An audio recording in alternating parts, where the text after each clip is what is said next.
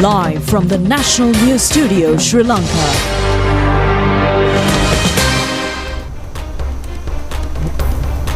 A very good evening and welcome to the national news telecast of the most prestigious channel in Sri Lanka. Bringing you the latest updates from home and across borders, I'm Vibhuda Vijay Bandara. A very good evening indeed. I'm Sharifa Tahir. Let's take a look at the headlines.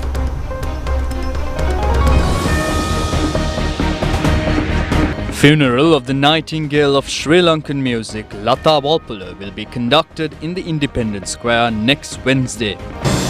Former Minister Douglas Devananda remanded till the 9th of next month. Special contribution to the Rebuilding Sri Lanka Fund from plantation workers as well. 95% of repairs to the Alahara Anicut destroyed by disaster has been completed. An aircraft carrying 187 tourists from the state of Moldova arrives in Sri Lanka. Health Ministry to strengthen Sri Lanka's primary healthcare system through reforms centered on the family physician. And in news overseas, air pollution in New Delhi, India reaches a critical level.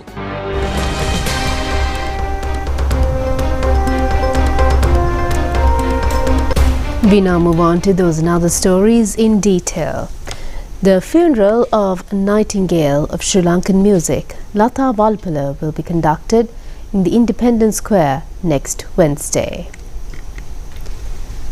The veteran artist was 91 years old at the time of demise.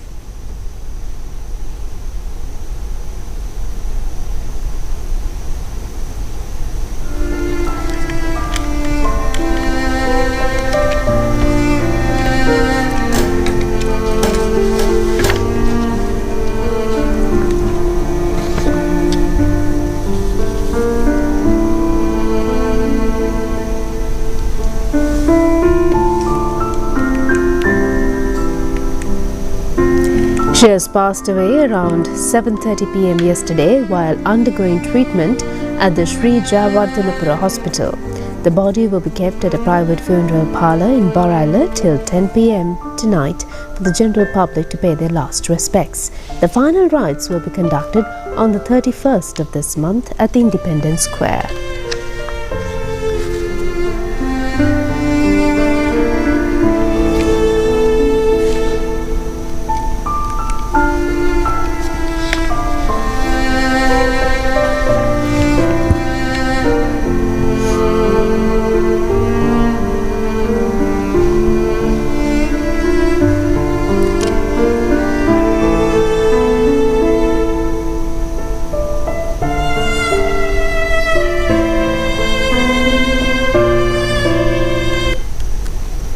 And now we move on to a tribute to the Nightingale of the nation, Kalasuri Lata Walpola.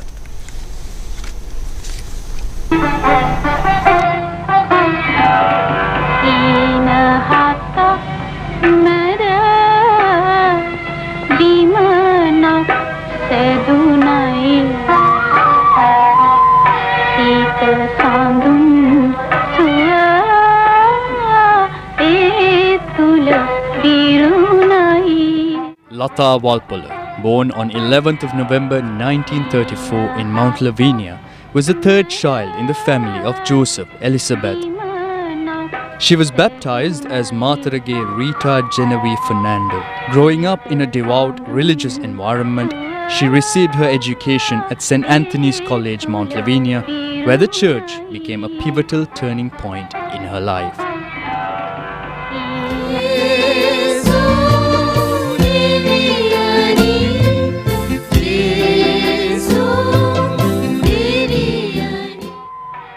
Driven by a boundless passion for singing from a young age, she made her debut at Radio Ceylon in 1946 as a young girl of just 12 years of age.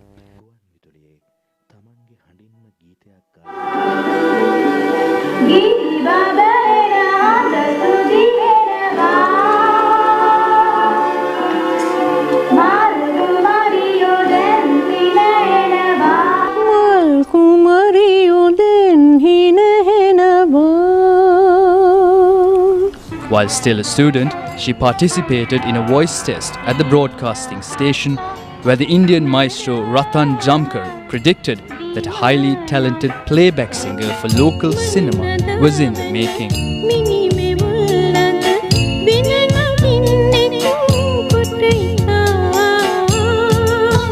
Karunaratne Abeysekara also prophesied that she would undoubtedly become the Nightingale of Sri Lankan music. Having entered the arts through backing vocals under the guidance of Susil Premaratne at Radio Ceylon, she later joined the Sri Lankan musical firmament as Lata Fernando. Over her illustrious career, she recorded more than 5,000 songs and lent her melodic voice to approximately 600 films, including several foreign productions.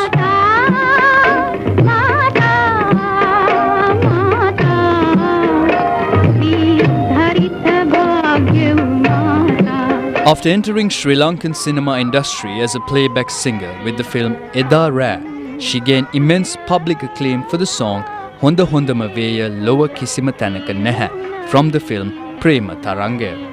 Notably, Prema Taranga was also a film in which she contributed as an actress.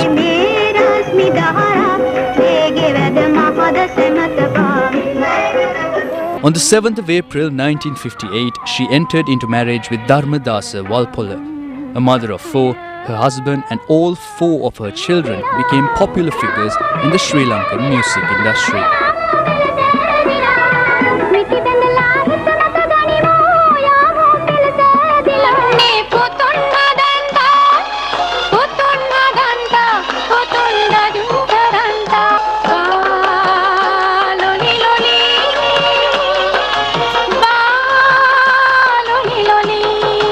Lata Walpola served as a playback singer for numerous films, including Ahankara Stri, Dostara, Duppatage Duka, Sundara Birinda, Sudo Sudu, Sukumali, Akkanagu, Suvinita, Danmatakada, Kulagaya, Ava Soya Adare, and Sanda Madala. In recognition of her invaluable service to Sri Lankan cinema and the music industry, she was honoured with numerous accolades including Presidential Awards, Sarasavya, Suwanda Padma, Cygnus Awards and the prestigious Kala Suri title. She won her first major award for the song Hina Hatak Meda, performed with Pandit W.D. Amaradeva.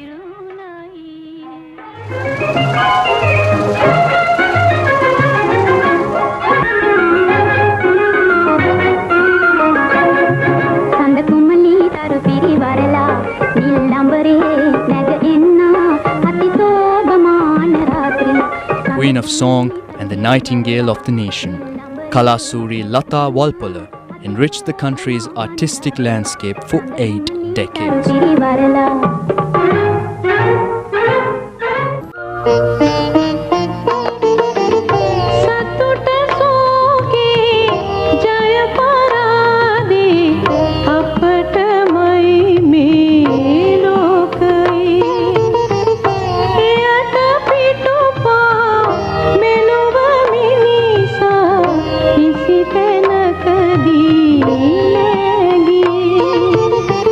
Though she has departed from us, her vocal legacy will remain immortal in the hearts of millions of her fans.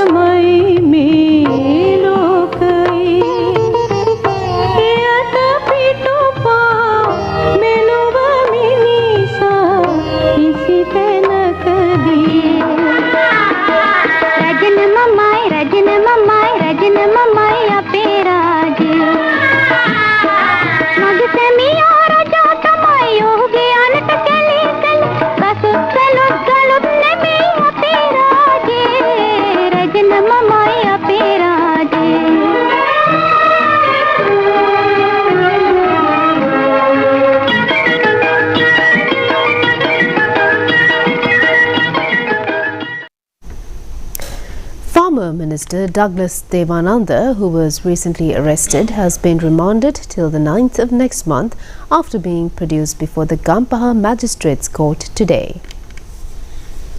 Former Minister Douglas Devananda was taken into custody by the Homicide Investigation Division of the CID on the 26th of this month. He was arrested in connection with the charges of alleged transfer of firearm to an organized criminal. The weapon was handed over the former minister, in the year 2001 by the army for his personal use, but it was found later that this firearm was found in Valiveri area in the possession of an organised criminal in the year 2019. Permission was granted to interrogate Douglas Devananda under 72-hour detention orders yesterday. Now, operations in rebuilding properties damaged due to the disasters and providing relief to affected people is being continued. A number of parties are assisting in programs implemented by the government.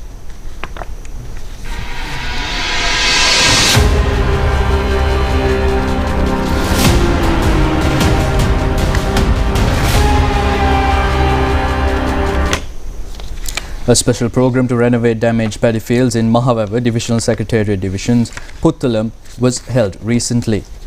A Shramadana was organised for 3 days with the participation of more than 150 persons of Gampaha, Diulapitiya and Meerigama Pradeshiya Sabhas, along with residents with the area. About 200 acres of paddy lands have been destroyed due to the overflowing of Kadu Pitioya. Minister Anil Jayanta also joined the occasion. Minister Anil Jayanta said that the government is providing necessary support through the allocation of funds, which is being complemented by a unique and specialised workforce. He highlighted that within their political movement, there is a dedicated group of individuals who work voluntarily and with a spirit of self-sacrifice. These individuals intervene on behalf of humanity and fellow citizens, often serving in unfamiliar regions to assist brothers and sisters they do not personally know. The minister expressed his confidence that this selfless commitment to the people is a defining feature of their efforts, which will undoubtedly lead to a successful outcome beyond previous expectations. Nanadiri Meheyum operation to renovate schools and preschools damaged due to disasters in Badulla district is being further implemented.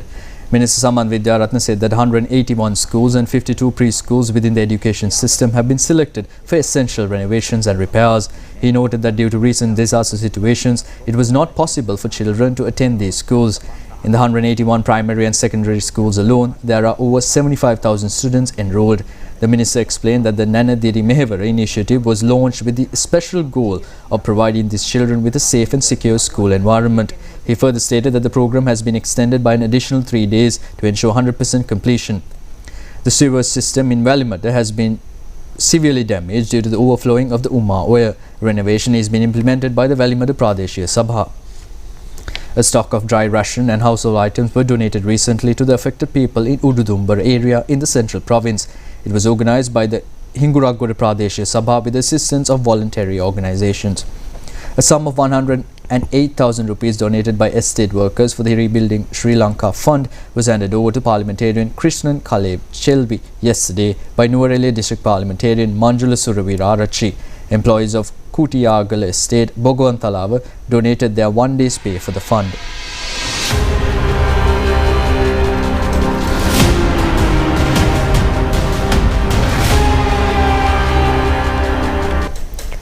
"95% of renovation of the Alahara Anikat Bridge due to the effect of Cyclone Ditwa has been completed.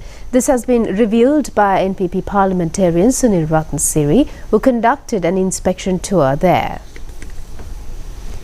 A section of Alahara Anikat was breached on the 27th last month. The fear was generated among the farmers that there will be a shortage of water at Kaduallamin area and Giritale farm colonies due to this. The officials of the Department of Irrigation, Sri Lanka Army and the Civil Defence Force together have completed 95% of the renovation of the Anikat. According to parliamentarian Sunil Ratnasiri, renovation of the remaining portion of the Anikat will be completed soon. Parliamentarian Sunil Ratnasiri said that if the Moragakanda reservoir had not experienced a recurring overflow, it would have been possible to provide water to the residents of the agricultural settlements by today. Now, in the meantime, the Department of Meteorology has forecast that intermittent showers are possible in the Uva province and also in the districts of Matara, Batiklo, Matale, Nuwara and Polonnaruwa. The Met report adds that several rounds of showers are also expected in the northern province as well as in the Kandy, Anuradhapura and Trincomalee districts. Showers or thunder showers are expected at several places in the Sabaragamba province and in the Gaul, Matara and Kalutara districts. According to the department, fairly heavy rainfall of above 50 millimeters possible in some areas. Fairly strong winds of around 40 kilometers per hour may occur at times over the eastern slopes of the central hills, northern, north central and northwestern provinces and in the Hambantota, Monragala and Trincomalee districts. Rains may occur in certain locations in the sea areas beyond the shores of Mannar to Pothuil via Kankesantore and Trincomalee. Showers or thunder showers are also expected in the evenings or at night in the sea areas across the shores from Kalutara to Hambantota via Galle. The Met report further says that seas extending from the coastline from Colombo to Kankesantore via Puttalam and also from Matara to Pothuil via Hambantota may turn rough from time to time. In neighbouring India, the capital city of Delhi continues to battle hazardous levels of air pollution as a thick layer of toxic smog persists over the region. Despite a marginal improvement in recent days, meteorological experts warn of deteriorating conditions as the winter season intensifies. The air quality in Delhi remains in a critical state, with the Central Pollution Control Board of India recording indices that frequently fluctuate between the very poor and severe categories. On this morning, several monitoring stations across the city reported air quality index readings exceeding the 400 mark, a level considered hazardous for even healthy individuals. Following a brief period of improved wind speeds, the Indian Commission for Air Quality Management has officially revoked the most stringent stage IV restrictions under the Graded Response Action Plan. However, stages 1 through 3 remain strictly in effect to mitigate further atmospheric degradation. Medical professionals are raising alarms over a 30% spike in respiratory-related hospital admissions this month. Recent observations have further extended these concerns to long-term mental health. The experts linking prolonged exposure to toxic particulate matter with increased rates of anxiety and cognitive impairment in children. Indian meteorological officials attribute the current crisis to a combination of low wind speeds and a sharp drop in minimum temperatures, which trap pollutants close to the ground. And while the transport sector remains the primary local contributor, industrial emissions and regional crop residue burning continue to exacerbate the situation. As visibility remains low, Indian authorities have urged residents to limit outdoor activities and strictly adhere to public health advisories during this ongoing environmental emergency. Now in more local news, attention of the Ministry of Health and Mass Media has been focused on Sri Lanka's primary healthcare system, which is set to be strengthened through reforms centered on the role of the family physician. A discussion in this regard was conducted at the ministry recently with the participation of Minister Dr. Nalinda Jayatissa. During the discussions, the College of General Practitioners of Sri Lanka officials presented a series of proposals aimed at modernizing primary healthcare services. They have also enlightened the minister on how primary health services are being conducted in the country and also presented several proposals to uplift such services in the country. The meeting further examined the current state of primary healthcare in Sri Lanka, the role and responsibilities of family physicians, operational challenges within system and international best practices in primary care delivery. The minister also pointed out that a healthy community could be created through strengthening of primary treatment services. President, Vice President, Secretary of the College of General Practitioners of Sri Lanka and other officials were present at the discussion.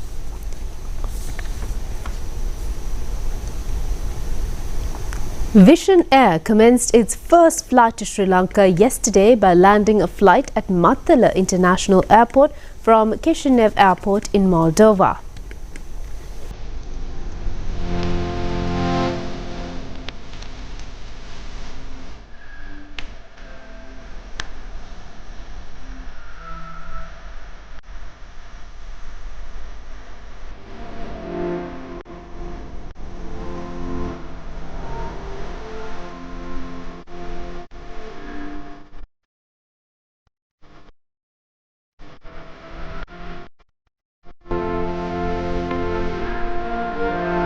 "187 tourists arrived in the flight, and according to our correspondent, they left for Galle.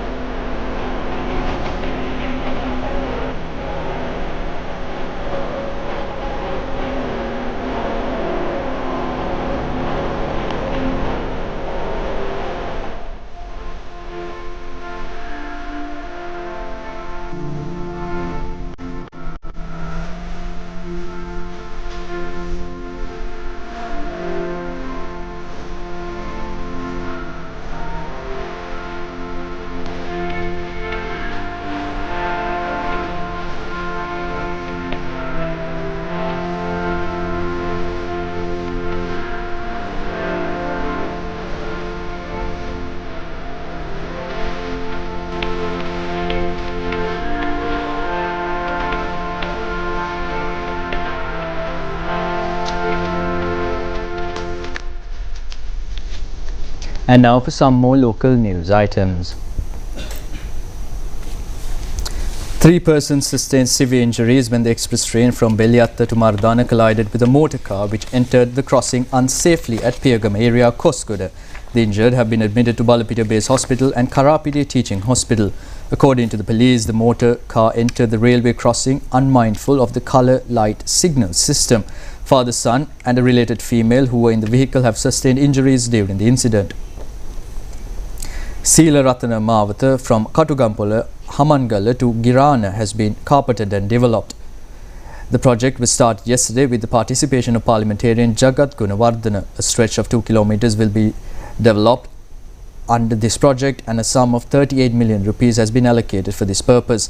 Nearly 2,000 families of the villages of Kondruwavala, Davatava, Maddepola will be benefited due to the development.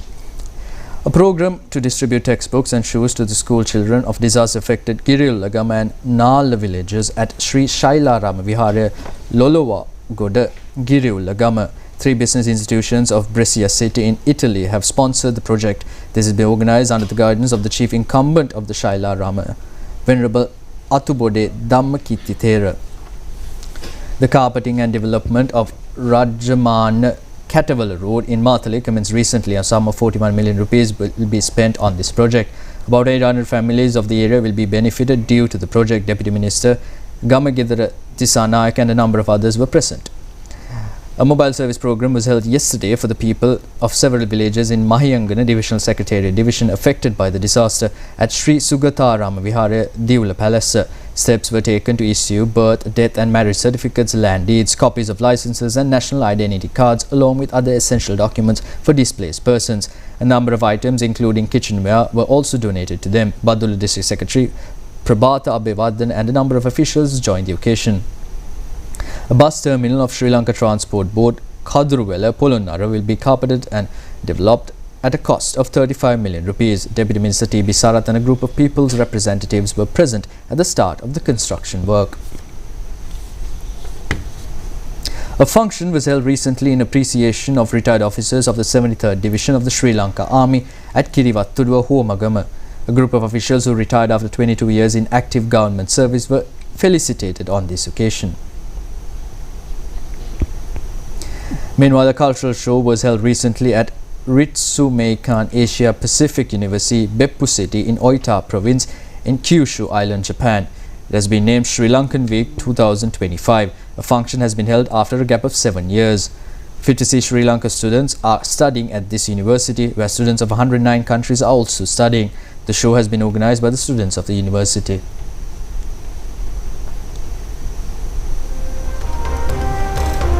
We'll be back with news overseas after a short break.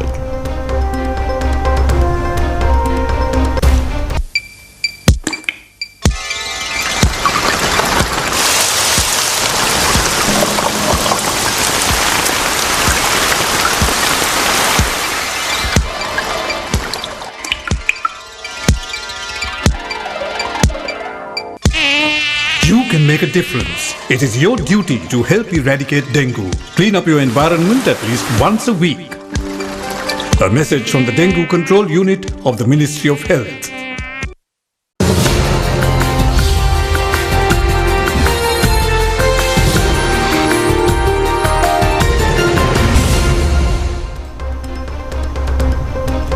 We now move on to news overseas. Ukrainian President Zelensky to meet US President Trump today for the latest round of talks aimed at ending the war with Russia. Meanwhile, Russia attacked Ukraine's capital with ballistic missiles and drones yesterday, killing at least 1.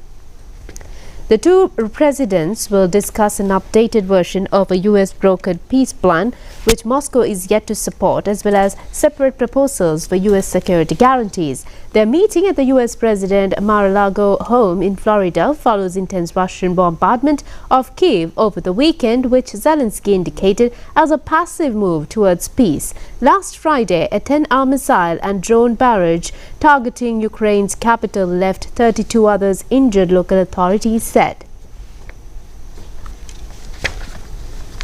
Now, the polls have closed at Myanmar's first general election since the country's military toppled Nobel laureate Aung San Suu Kyi's democratically elected government in a 2021 coup. This initial phase of voting marks the beginning of a three-round process occurring amidst an ongoing widespread civil war. The election took place in approximately one-third of the nation's 330 townships, with voting cancelled in 65 districts due to instability. Subsequent rounds of polling are scheduled for January 11th and 25th. The United Nations and various Western governments have characterized the process as lacking credibility, noting the dissolution of the National League for Democracy and the continued detention of Aung San Suu Kyi. In the absence of major opposition, the military-aligned Union Solidarity and the Development Party is widely expected to secure a majority. Senior General Minister Aung Hlaing has defended the polls as a path towards political and economic reconciliation. French screen legend and animal rights activist Brigitte has passed away at the age of 91. Her demise was confirmed today by her foundation, marking the end of a prolific cultural era spanning over 7 decades. Rising to global prominence in the 1950s, Bardot became an enduring icon of French cinema before retiring at the peak of her fame to champion animal welfare. Through her foundation, she spent over 4 decades as a dedicated advocate for wildlife, leaving a legacy that reached far beyond the silver screen. Tributes are currently being paid globally, with French President Emmanuel Macron describing her as a legend of the century who embodied the spirit of freedom.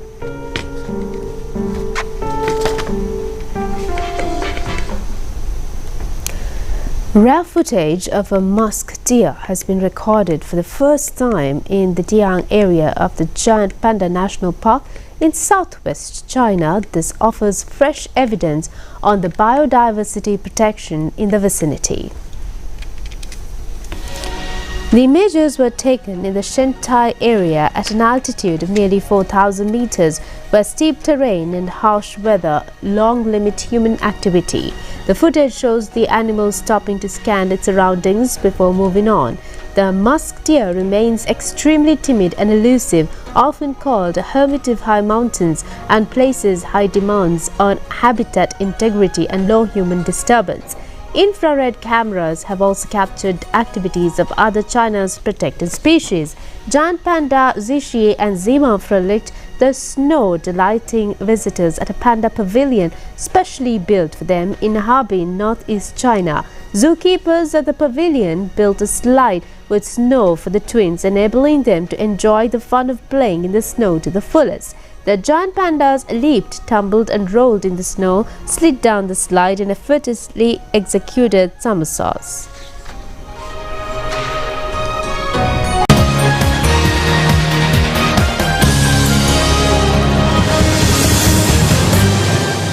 We now move on to sports news. Kandy team won the match against Sri Lanka Lions in the Inter-Club League Rugby tournament. The match was played at the CRNFC grounds in Colombo yesterday. The Kandy team, which was in a league of their own from the start of the match, scored 39 points in the first half, whereas Sri Lions were able to only score 3 points. At the end of the stipulated time, Team Kandy had scored 91 points and Sri Lions remained at 3 points. Accordingly, Kandy team scored a huge victory of 91 points to 3. They scored their points in 8 goals and 7 tries. And with that, we end today's national news telecast. See you again tomorrow. Signing off, I'm Vibhuda Vijay Bandar alongside Sharifa Tahir. Good night. Good night.